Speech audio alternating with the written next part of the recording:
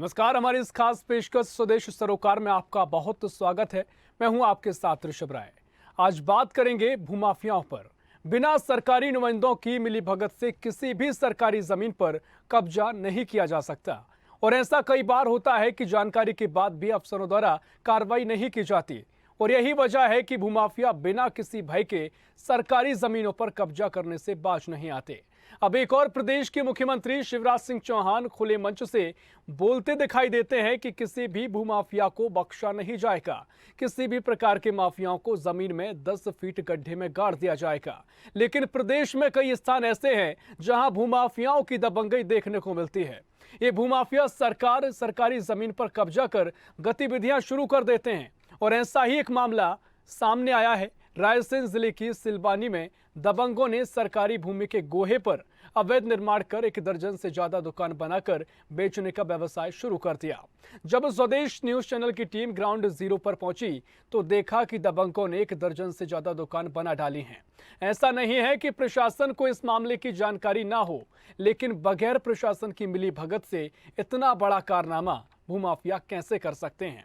जब स्वदेश न्यूज की टीम ने सिलवानी नगर पंचायत के सीएमओ सुनील जैन से बात की तो उन्होंने कहा कि नगर पंचायत से कोई भी दुकान निर्माण की परमिशन नहीं दी गई है।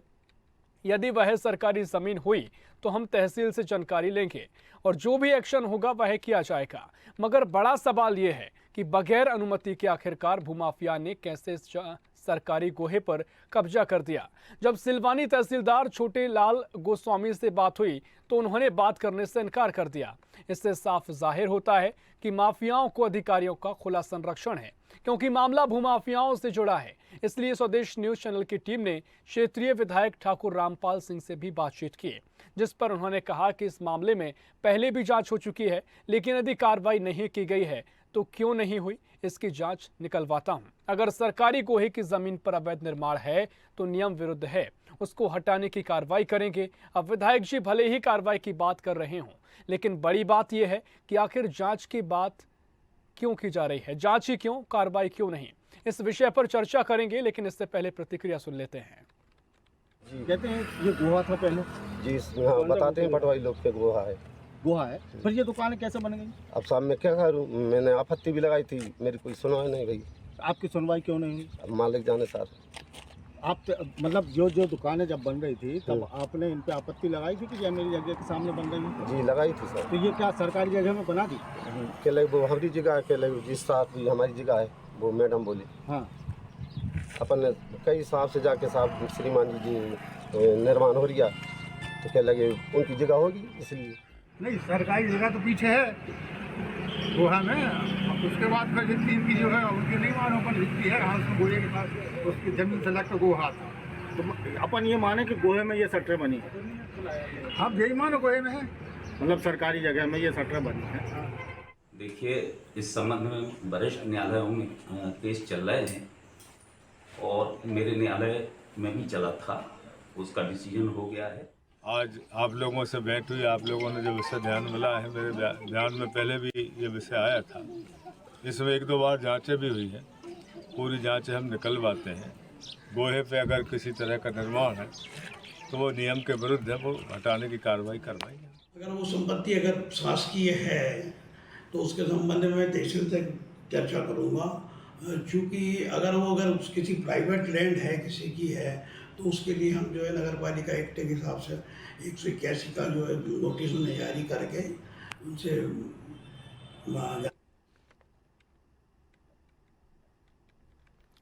तो भूमाफियाओं को लेकर समय समय पर सरकार द्वारा भी आवाज उठाती आई जा रही है और हर बार कहा जाता है कि भूमाफियाओं को पनपने नहीं दिया जाएगा, 10 फीट गहरे गड्ढे में गड़ा दिया जाएगा, ऐसे तमाम बातें की जाती हैं। लेकिन सवाल यही है कि इस तरह के मामले सामने क्यों आते हैं और सामने आते हैं तो उन पर कार्रवाई क्यों नहीं की जाती। इसी खबर पर और भी जानकारी लेंगे, चर्चा करेंगे। हमारे साथ संवाददाता राम यादव जुड़ गए हैं और साथ ही कांग्रेस नेता सिलवानी से महेंद्रपुरी गोस्वामी जी जुड़ गए हैं। सबसे पहले राम आपके पास आना चाहूंगा, आप पूरा मामला समझाएं क्योंकि आपने पूरे मामले की कवरेज की है, और साथ ही जो भूमाफिया है, अवैध माफिया है, वो कौन है और कार्रवाई अब तक क्यों नहीं की गई। राम पहले पूरा मामला समझाएं। बिल्कुल सब मैं आपको बताना चाहूंगा, रायसेन जिले के सिलवानी का ये पूरा मामला है जहां पर भू माफियाओं ने सरकारी गोहे पर यहाँ पर दुकानें निकाल दी हैं, शटर खोल दिए हैं और शटर बेचने का काम भी उन्होंने शुरू कर दिया है। एक और प्रदेश के मुख्यमंत्री शिवराज सिंह चौहान मन से साफ साफ कहते हैं कि किसी भी प्रकार के माफिया हो, चाहे वो भू माफिया हो, इनको 10 फीट गड्ढे में गाड़ दिया जाएगा, इनको बख्शा नहीं जाएगा। वही दूसरी ओर रायसेन जिले के सिलवानी में यहाँ पर भू माफिया, यहाँ पर मेन जो हाईवे रोड है सिलवानी बरेली, यहाँ पर कब्जा डाट दिया है और 1 दर्जन से ज्यादा शटरें यहाँ पर निकाल दी हैं और उनको बेचने का काम कर रहे हैं। तो कहीं ना कहीं आप अंदाजा लगा सकते हैं कि शिवराज सिंह चौहान जी का कहना या तो अमल यहाँ पर अधिकारी भी नहीं कर रहे हैं कि उनकी मौजूदगी में इस तरीके से अवैध निर्माण हो जाता है और अधिकारी इस पर एक्शन भी नहीं लेते हैं। ये सबसे बड़ी बात है ऋषभ।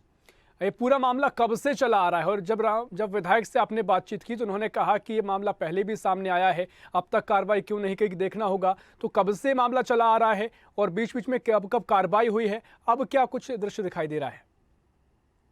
ये जो मामला है 2015-16 का मामला है। यहाँ पर एक गठित राजस्व की टीम भी यहाँ पर निरीक्षण करने के लिए आई थी। मैं आपको बताना चाहूंगा स्वदेश न्यूज चैनल के पास सारे डॉक्यूमेंट्स हैं। आपको बताना चाहूंगा कि रायसेन जिले की जो सिलवानी में 30/9/2016 को कलेक्टर द्वारा जांच के आदेश दिए गए थे, जिसकी रकबा बरारी तहसीलदार और 2 नायब तहसीलदार, एक पटवारी और आईआर, इन्होंने रकबा बरारी की गई थी। पश्चिम में आवेदिका जो कमलेश जैन है, इन्होंने आवेदन दिया था कि यहाँ पे बटान डाली जाए, लेकिन उनकी यहाँ पर 1 डिसमिल जमीन पाई गई थी।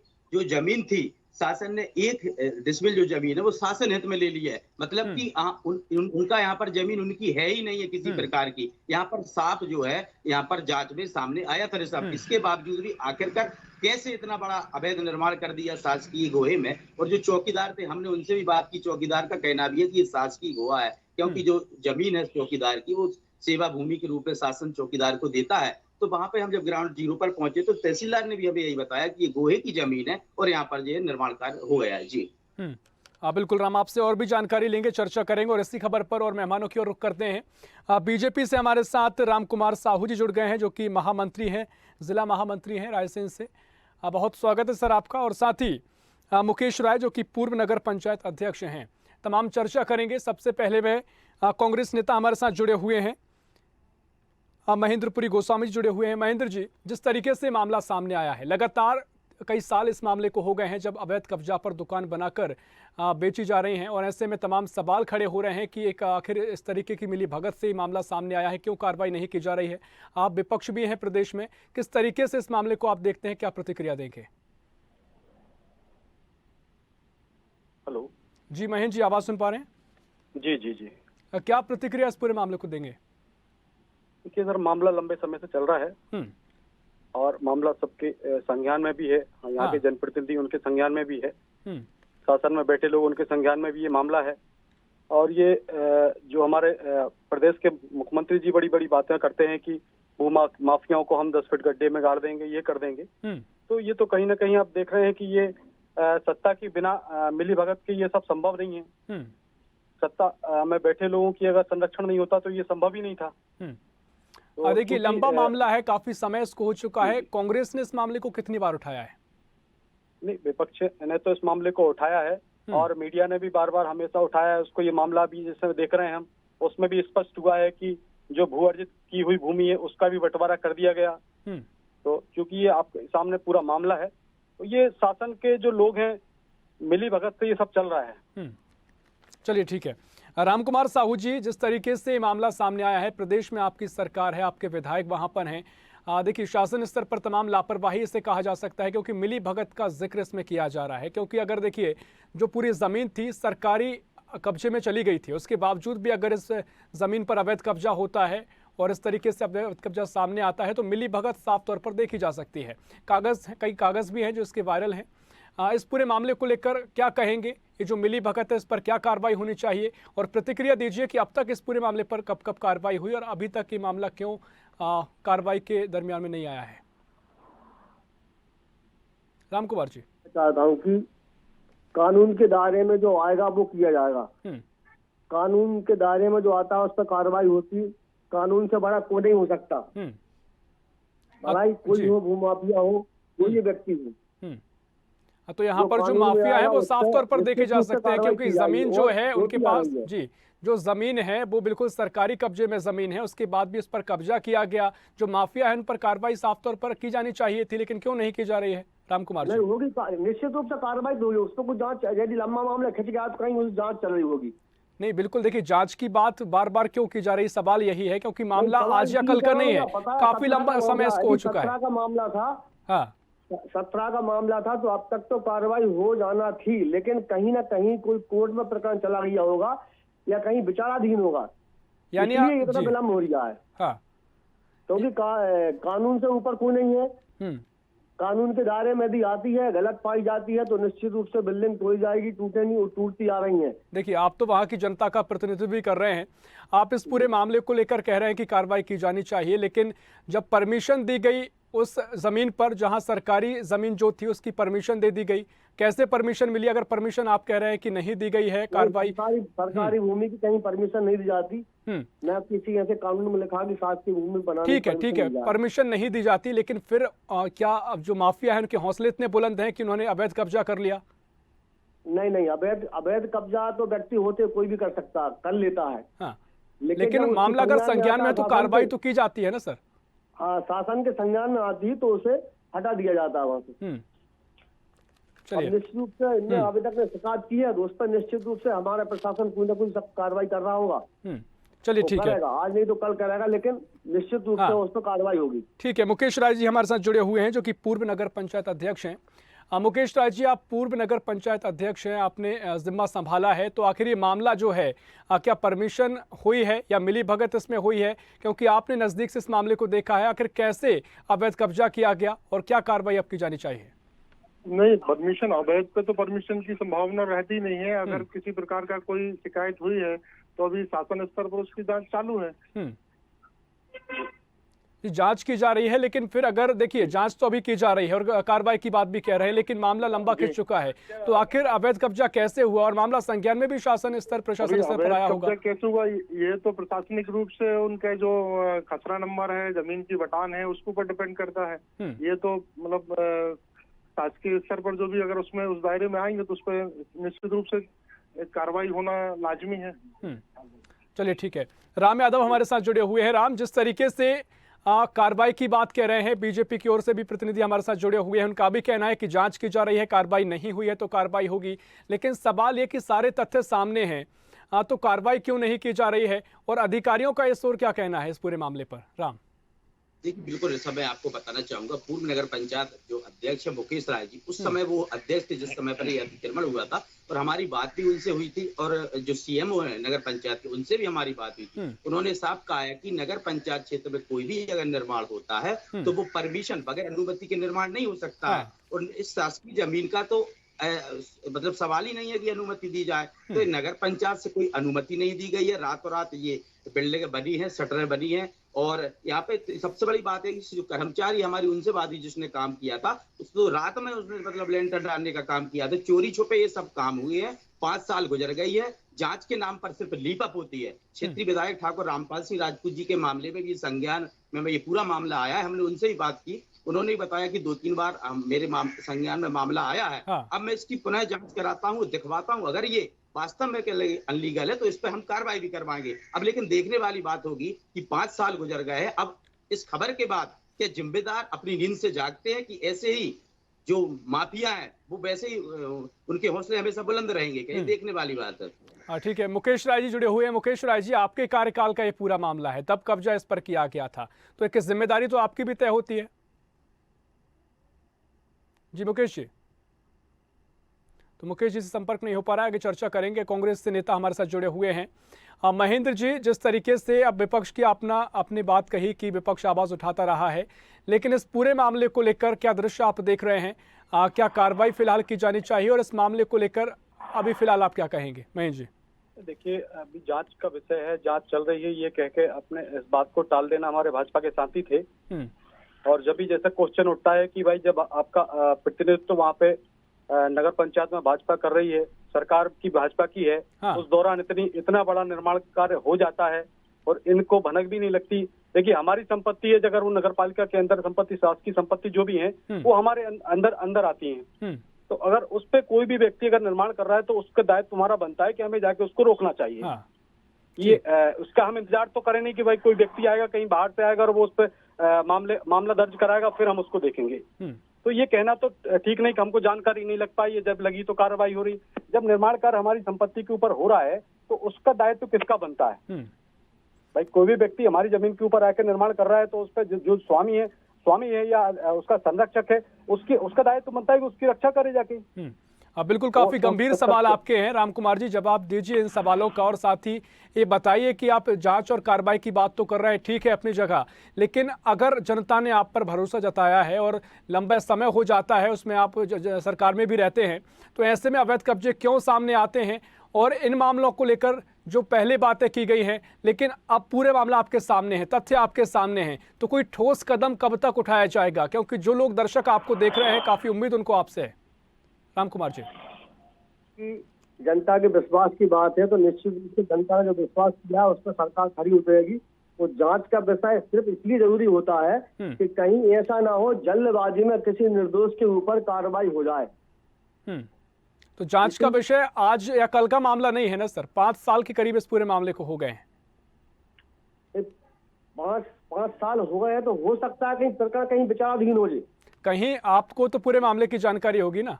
नहीं, मेरे को जानकारी नहीं, मेरे तो आज पहली बार चर्चा। चलिए ठीक है, मैं आपको 1 मिनट रोकना चाह रहा हूं और इसी खबर पर और भी चर्चा के लिए हमारे साथ सिलवानी से विधायक रामपाल सिंह राजपूत जी जुड़ गए हैं। रामपाल सिंह राजपूत जी, बहुत स्वागत है आपका स्वदेश न्यूज में। अरे वाह भाई, आपका धन्यवाद, बहुत धन्यवाद। जी सर, पूरे जनता का प्रतिनिधित्व आप वहाँ की करते हैं और जनता काफ़ी उम्मीद आपसे रखती है कि तमाम तरह के कार्य किए जाएंगे और कराए भी जाते हैं मौके मौके पर, लेकिन जिस तरीके से ये मामला आपके संज्ञान में होगा, कहाँ क्यों कार्रवाई अभी तक नहीं की जा रही है? अवैध कब्जेधारी क्यों इतनी आवाज़ उठा रहे हैं और लगातार उनके हौसले बुलंद क्यों हो रहे हैं सर? वहाँ मेरे ध्यान में आपकी टीम आई थी मीडिया की, परसों ने मुझसे कहा था, तो उसका जांच के आदेश दिए हैं, वो पूरा देखेंगे। गोहा पे अगर अतिक्रमण है तो तुरंत हटाया जाएगा, और निजी रकबा होगा तो फिर अपना अधिकार नहीं है हटाने का। गोहा का अगर कोई निर्माण किया है तो उसको तो एसडीएम जांच कर रहे हैं, रायसेन को। देखिए बिल्कुल सर, देखिए जांच की बात आप कह रहे हैं, जांच तो बिल्कुल कार्रवाई करेंगे। हाँ बिल्कुल, जांच की आप कह रहे हैं, आप कार्रवाई की जाएगी, लेकिन आप पहला मामला नहीं है और इससे पहले भी तरह तरह के मामले सामने आए हैं और लंबा समय इस पूरे मामले को हो गया है।